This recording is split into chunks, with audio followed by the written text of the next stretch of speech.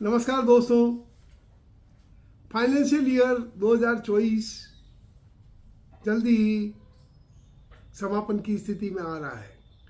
31 मार्च 2024 की balance sheet बनाने के लिए आप सभी लोग इनकम टैक्स की कैलकुलेशन करने के लिए तैयारी कर रहे होंगे।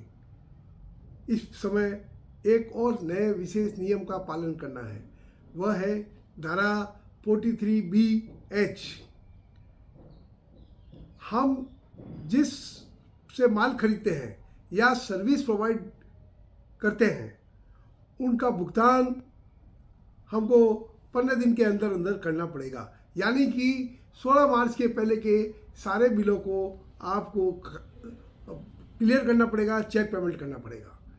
लेकिन अगर आपके पास लिखित में एग्रीमेंट है तो आप यह पीरियड बढ़ा सकते हैं। लेकिन अगर 90 दिन का भी पीरियड है या उससे ज़्यादा है या कम है, लेकिन 45 दिन के अंदर अंदर तो आपको भुगतान करना ही पड़ेगा।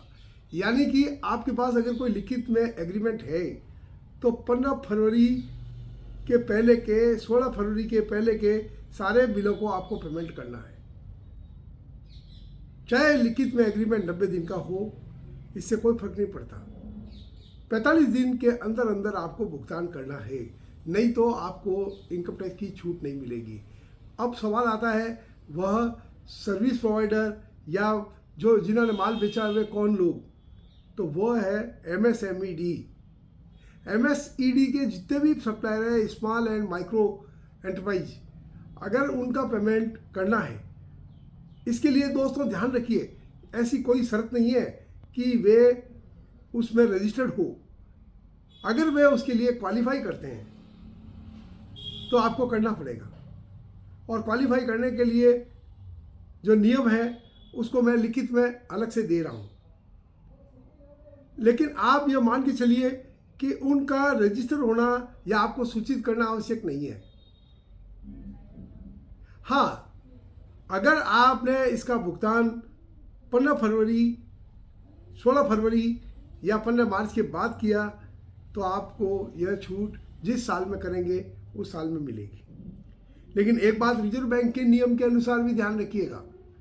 रिजर्व बैंक के नियमों के अनुसार उनको आपको जो बैंक का ब्याज है, रिजर्व बैंक के द्वारा निर्धारित बैंक का ब्याज है, उसका 3 गुना ब्याज भी देना पड़ेगा।